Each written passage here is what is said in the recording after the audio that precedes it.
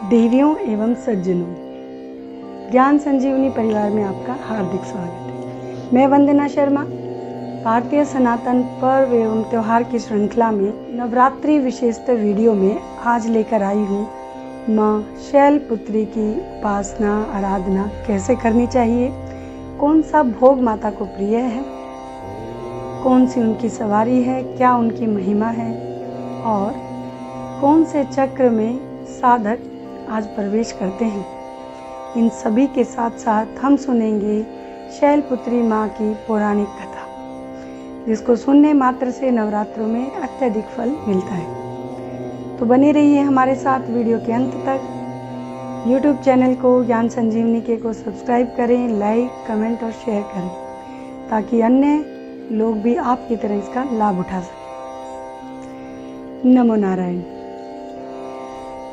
नवरात्रि का शुभ समय, यह वह समय है जब आप माँ की उपासना करके अपने जीवन के सभी दुख और कष्ट अर्थात कठिनाइयों को दूर कर सकते हैं तथा सुखी और समृद्ध जीवन बना सकते हैं। नवरात्रि में जो माँ की उपासना करता है उसके जीवन में कोई दुख शेष नहीं रह जाता, और फिर चाहे आपकी कोई भी कामना हो, पुत्र प्राप्ति, स्वयं का भवन, उच्च शिक्षा, नौकरी में तरक्की, कोर्ट कचहरी में सफलता, अन्य कोई भी ऐसी कामना हो, अगर आप नवरात्रि में शैलपुत्री माँ की उपासना करेंगे तो सभी मनोकामनाएं अवश्य पूर्ण होंगी। इसीलिए सभी भक्तजनों से, सनातन प्रेमियों से यही प्रार्थना है कि माँ की नवरात्रि में पूजा उपासना करके अपने जीवन को आप खुशहाल बनाएं। ज्ञान संजीवनी इसमें आपके साथ है। प्रथम नवरात्रि को कलश की स्थापना करने के पश्चात हम माता शैलपुत्री की पूजा अर्चना करते हैं। माँ शैलपुत्री नव दुर्गा में प्रथम स्वरूप में जानी जाती हैं। कलश स्थापना से संबंधित वीडियो हमारी अलग से है, जिसका लिंक नीचे डिस्क्रिप्शन में है, आप देख सकते हैं। आज हम माँ शैलपुत्री के बारे में चर्चा करेंगे। शैलराज हिमालय की कठिन तपस्या से प्रसन्न हो माँ ने उनकी पुत्री बनना स्वीकारा। शैल अथवा पर्वत खंड दृढ़ता का प्रतीक है। माँ के दाहिने हाथ में त्रिशूल और बाएं हाथ में कमल है। त्रिशूल जहाँ माँ की शक्ति का प्रतीक है, वहीं कमल ज्ञान और शांति का प्रतीक है। माँ की सवारी गाय है और हर जन्म की तरह इस जन्म में भी शैलपुत्री माँ शिव शंकर भगवान की अर्धांगिनी है। प्रथम दिन योगी साधक अपने मन को प्रथम चक्र मूलाधार में स्थित करते हैं। माँ की उपासना में मन लगाना कठिन विषय है, लेकिन नवरात्रों में यह साधकों के लिए आसान हो जाता है और आज से ही सभी साधक माँ की उपासना और साधना प्रारंभ करते हैं। आइए सुनते हैं ध्यानपूर्वक भाव से माँ शैलपुत्री की पौराणिक कथा, जिसके सुनने मात्र से नवरात्रों में हमें कई गुना फल प्राप्त होगा, पुण्य प्राप्त होगा। पौराणिक कथा इस प्रकार है। एक समय प्रजापति दक्ष ने एक बहुत बड़े यज्ञ का आयोजन किया।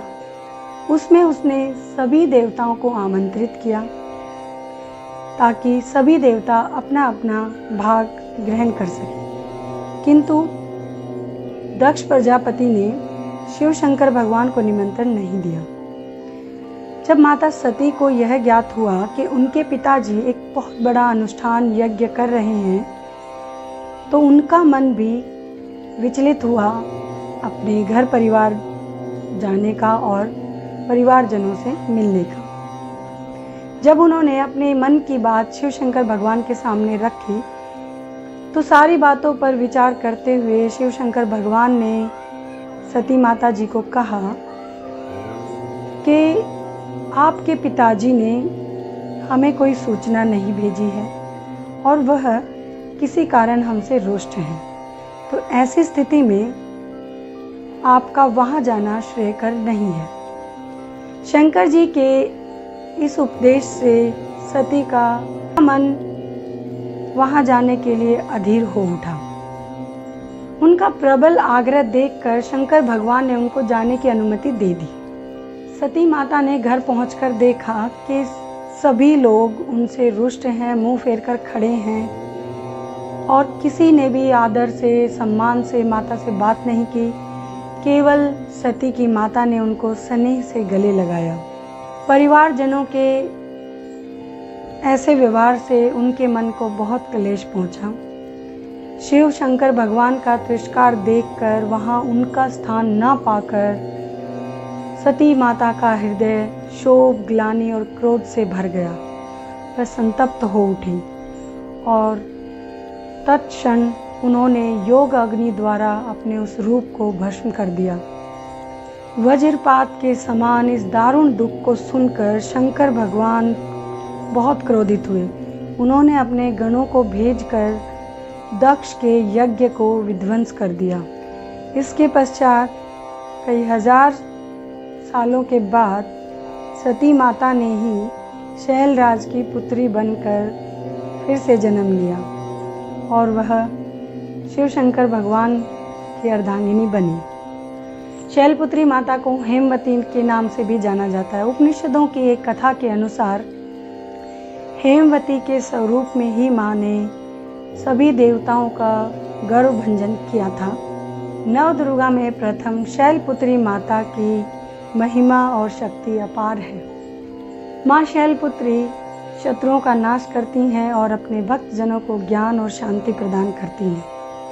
माँ को प्रसन्न करने के लिए आप प्रथम नवरात्रि पर लाल फूल अर्पित करें तथा गाय का घी माँ के चरणों में अर्पित करके ब्राह्मणों को दान दे दें और अपनी मनोकामना माँ के चरणों में अर्पित करें तथा श्रद्धा के साथ माँ की आरती करें, दुर्गा चालीसा गाएं तथा माँ से क्षमा भी अवश्य मांग लें। क्षमा प्रार्थना बहुत ही आवश्यक है। माँ शैलपुत्री आप सभी भक्तों की मनोकामना पूर्ण करें, हमारी यही माँ से प्रार्थना है और नवरात्रों की आपको ढेरों शुभकामनाएं।